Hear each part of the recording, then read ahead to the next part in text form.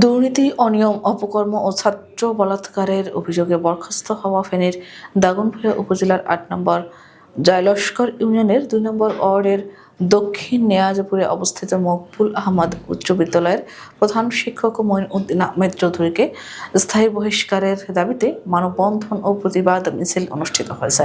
বৃহস্পতিবার স্থানীয় দক্ষিণ নেয়াজপুর বেকের বাজার নামক স্থানে এই কর্মসূচি পালন করেন বিদ্যালয়ের সাবেক শিক্ষার্থী, অভিভাবক ও এলাকাবাসী। মানববন্ধনকারীরা বলেন, সাময়িক বরখাস্ত হওয়া প্রধান শিক্ষক মঈন উদ্দিন আহমেদ চৌধুরীকে স্থায়ীভাবে বহিষ্কারের কোনো বিকল্প নেই, কারণ দীর্ঘদিন ধরে তিনি প্রতিষ্ঠানের শীর্ষ পদে বসে দুর্নীতি করেছেন। দুর্নীতি ও অনিয়মের মাধ্যমে তিনি কামিয়েছেন লাখ লাখ টাকা। এছাড়া ছেলে শিক্ষার্থীকে যৌন হয়রানির অভিযোগে তার বিরুদ্ধে মামলা চলমান। এমন অনৈতিক ও চরিত্রহীন লোক শিক্ষা প্রতিষ্ঠানের প্রধানের চেয়ারে বসে থাকলে তার কাছে শিক্ষার্থীরা নিরাপদ থাকবে বলে মনে হয় না।